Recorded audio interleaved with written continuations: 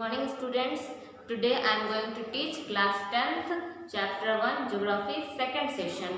Our chapter is resources and development.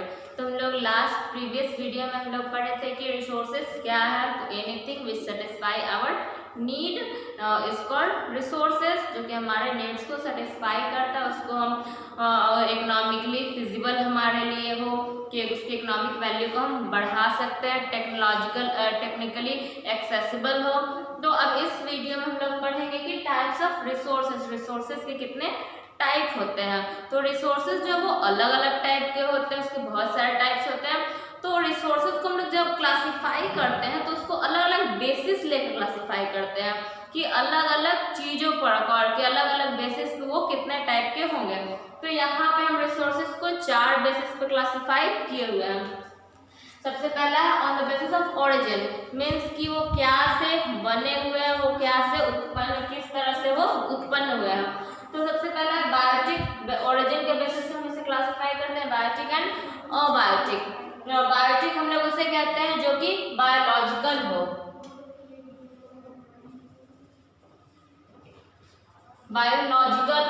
जो कि living things हो, बायोलॉजिकल लिविंग थिंग्स हो। एग्जाम्पल में इसका हम कह सकते हैं प्लांट्स,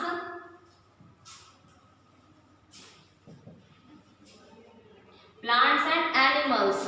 पौधे और जो एनिमल्स है वो बायोलॉजिकल है और उनमें वो लिविंग थिंग्स है, तो वो बायोटिक में। तो इस तरह के प्लांट्स और एनिमल्स रिसोर्सेज को हम बायोटिक रिसोर्सेज में कंसीडर करेंगे।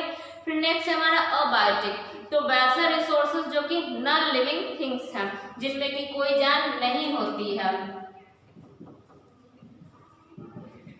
Non living. इसका एग्जाम्पल हम लोग कह सकते हैं एयर, वाटर, ये सारा अबायोटिक का एग्जाम्पल है, नॉन लिविंग थिंग्स है, नेचुरल नॉन लिविंग थिंग्स है ये अबायोटिक, इनमें जान नहीं होती और ये नेचुरल होते हैं। फिर नेक्स्ट है एग्जॉस्टिबिलिटी, मीन्स कि ये कितने दिन तक रहेंगे या कब ये खत्म हो जाएंगे। एग्जॉस्ट, अगर हम इनका ज़्यादा यूज करेंगे तो ये खत्म होंगे या खत्म नहीं होंगे। तो एग्जॉस्टिबिलिटी के बेसिस पर रिसोर्सेज को renewable and non renewable 2 types में क्लासिफाई करते हैं। तो रिन्यूएबल रिसोर्सेज हम उसे कहते हैं जिसको कि हम लोग बार बार रिन्यू कर सके। रिन्यूएबल को हम रिप्लेनिशेबल भी कहते हैं।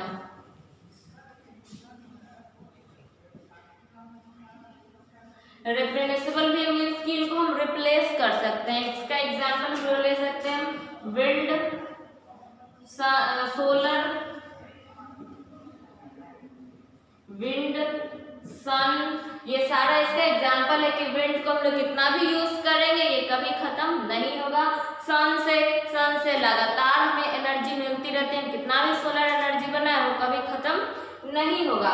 तो ये जो है वो रिन्यूएबल है, मीन्स कि इसको हम बार बार यूज कर सकते हैं, ये कभी खत्म नहीं होंगे।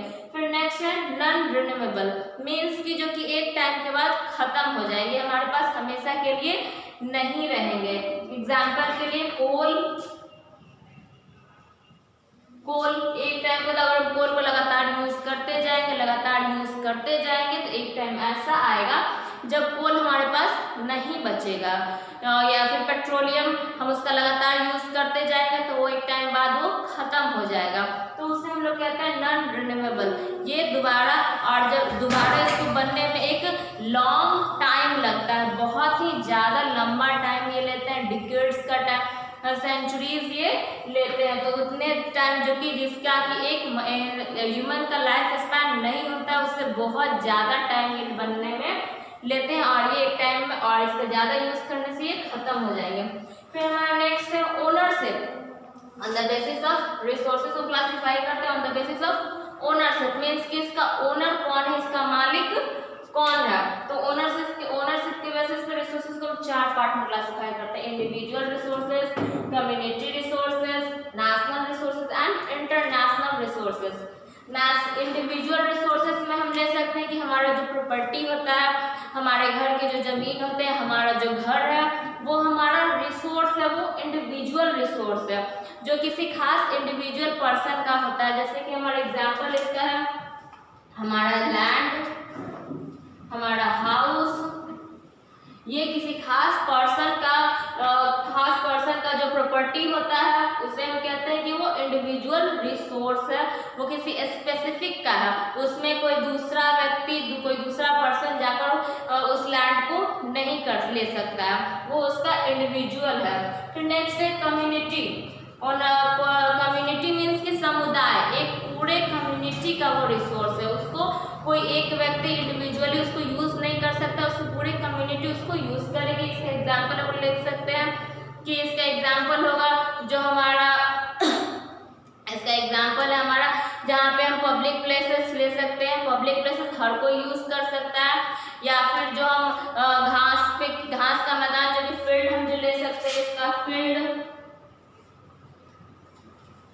जिसपे कि गाय भैंस जाकर घास चरती है, वो फील्ड हम लोग ले सकते हैं कि वो पूरे कम्युनिटी का है, वो किसी एक का नहीं है, वो कम्युनिटी का पब्लिक प्रॉपर्टी है, वो गवर्नमेंट हमें दी है यूज करने के लिए, तो उस पर कोई एक का हक नहीं है, उसको पूरा कम्युनिटी का हक है। फिर नेशनल, अगर हम टेक्निकली देखें तो पूरा जो हमारा इंडिविजुअल रिसोर्स, कम्युनिटी रिसोर्स, सारे रिसोर्सेज पे हक गवर्नमेंट का होता है, वो नेशनल रिसोर्सेज है। तो ये सारी चीज़ों को हम टेक्निकली नेशनल रिसोर्स ही मानते हैं, लेकिन हम उसको पे खुद अपना राइट जमाते हैं, तो उसे हम इंडिविजुअली कहते हैं। तो नेशनल रिसोर्स में वैसे सारा रिसोर्स गवर्नमेंट जो है वो हर चीज़ को किसी भी कंट्री के अंदर जितनी भी रिसोर्सेस हैं वो सारी नेशनल रिसोर्सेस हैं। एग्जाम्पल के लिए हम कह सकते हैं कि डैम, जब गवर्नमेंट कोई डैम बनाती है, बांध बनाती है, तो उसके जो आसपास का लैंड रहता है वो इंडिविजुअल रिसोर्सेज है, किसी इंडिविजुअल का वो लैंड होता है, लेकिन जब गवर्नमेंट उस पर डैम बनाती है तो वो सारे लैंड को गवर्नमेंट उनसे ले लेती है। तो इस तरह से नेशनल, किसी भी कंट्री के अंदर जो भी रिसोर्सेज है वो नेशनल रिसोर्स में आता है। एग्जाम्पल के लिए हम यहाँ पे डैम लेंगे, डैम ले सकते हैं कि डैम जो है वो नेशनल रिसोर्स है, या फिर हमारा जो घर है यहाँ पे, अगर हमारा यहाँ पे स्कूल है, अगर यहाँ पे गवर्नमेंट को डैम बनाना पड़ा तो गवर्नमेंट जो है वो उस स्कूल को खरीद लेगी और वो यहाँ पे डैम बना देगी। तो किसी भी कंट्री के अंदर जितने भी रिसोर्सेज है वो सारे नेशनल रिसोर्स में आता है। फिर नेक्स्ट है इंटरनेशनल रिसोर्स। इंटरनेशनल रिसोर्स हम लोग उसे कहते हैं कि जिसपे किसी खास स्पेसिफिक कंट्री का राइट नहीं होता है, कोई एक खास स्पेसिफिक कंट्री जो है वो जाकर वह उस जगह पे यूज नहीं कर सकती, वो इंटरनेशनल इंस्टीट्यूशंस का होता है। जो इंटरनेशनल संस्थाएं जो होती है उनका उस पर राइट होता है, वही उस रिसोर्सेज का यूज कर सकते हैं। जैसे कि इंटरनेशनल इकोनॉमिक जोन जो है, इंटरनेशनल इकोनॉमिक जोन उसके 22 माइल्स के आसपास का जो इलाका है वो इंटरनेशनल इंस्टीट्यूशंस का है, वहाँ पे कोई दूसरी कंट्री जाकर उसमें का रिसोर्स नहीं यूज़ कर सकते। ओशन में का कुछ ऐसा पार्ट ओशन का जहाँ पे कि केवल कोई कंट्री नहीं यूज़ करेगी, इंटरनेशनल और इंस्टीट्यूशन जो है वो उनके परमिशन से हम यूज़ कर सकते हैं, बिना उसके परमिशन से कोई भी कंट्री जो है वो उस ओशन के रिसोर्स को यूज़ नहीं कर सकती है। और लास्ट है on the basis of development. Development के बेसिस पे रिसोर्सेज को हम 4 टाइप में डिवाइड करते हैं, potential, developed, stock and reserve. तो सबसे पहले पोटेंशियल रिसोर्सेज हम उसे कहते हैं जो जिसका कि हमें एग्जैक्ट उसकी क्वांटिटी हमें नहीं पता होती है कि वो कितना अमाउंट में हमारे पास अवेलेबल है, या फिर हम उसे किस तरह से यूज करें वो हमें नहीं पता। इसका एग्जांपल हम ले सकते हैं कि गुजरात में जो हमें विंड एनर्जी है,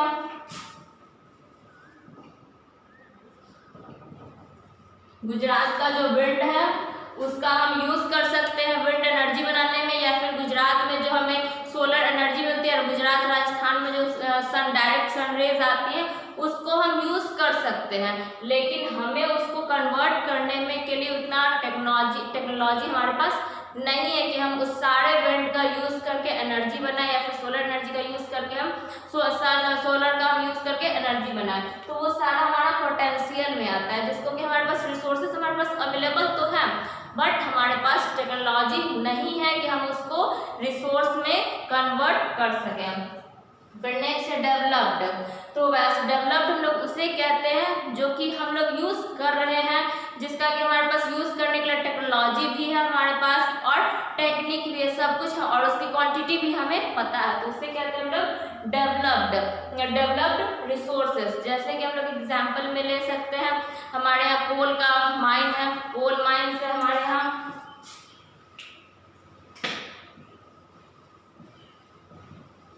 कोल माइंस है, आयरन ओर है हमारे पास। तो हम उस कोल माइंस का हमें पता है कि इसमें इतना स्टॉक में यूज है, हमारे पास उस कोल माइंस से कोल निकालने का टेक्नोलॉजी है, तो हम उसमें से निकाल कर उसका यूज करें। तो ये हो गया हमारा डेवलप्ड रिसोर्सेज। फिर नेक्स्ट है स्टॉक रिसोर्सेज। वैसे स्टॉक रिसोर्सेज हम लोग उसको कहते हैं जो कि हमारे पास अवेलेबल तो है, लेकिन लेकिन वो कितनी क्वांटिटी में हमारे पास अवेलेबल है उसका हमारे पास कोई उसका नॉलेज नहीं है, टेक्नोलॉजी भी हमारे पास नहीं है। ये हमारे पास अब्यूडेंट मात्रा में अवेलेबल है, इसका बहुत ज़्यादा हमारे पास स्टॉक है, लेकिन हमें पता ही नहीं है कि हम इसका किस तरह से यूज़ करें, हम इसका फ्यूचर में यूज़ कर सकते हैं। ये हमारे फ्यूचर के लिए। और लास्ट रिजर्व। रिजर्व जो है वो इसी स्टॉक से ही आता है कि ये स्टॉक में कितना हमारा रिसोर्सेस है, उसका कितना क्वांटिटी में हम रिजर्व करके रखे, कितना क्वांटिटी में हमारे पास रिजर्व होगा, तो ये भी हमें नहीं पता है। इसका भी हम फ्यूचर में यूज करेंगे कि फ्यूचर में जब स्टॉक का हम यूज करने के लिए टेक्नोलॉजी डेवलप कर लेंगे, हमारे पास जब टेक्नोलॉजी आ जाएगी तब हम इस रिजर्व को भी निकालेंगे और उसका यूज करेंगे। तो इतने सारे पार्ट्स में इस रिसोर्सेज को क्लासिफाई किया जाता है। तो नेक्स्ट वीडियो में हम नेक्स्ट टॉपिक पढ़ेंगे। Thank you.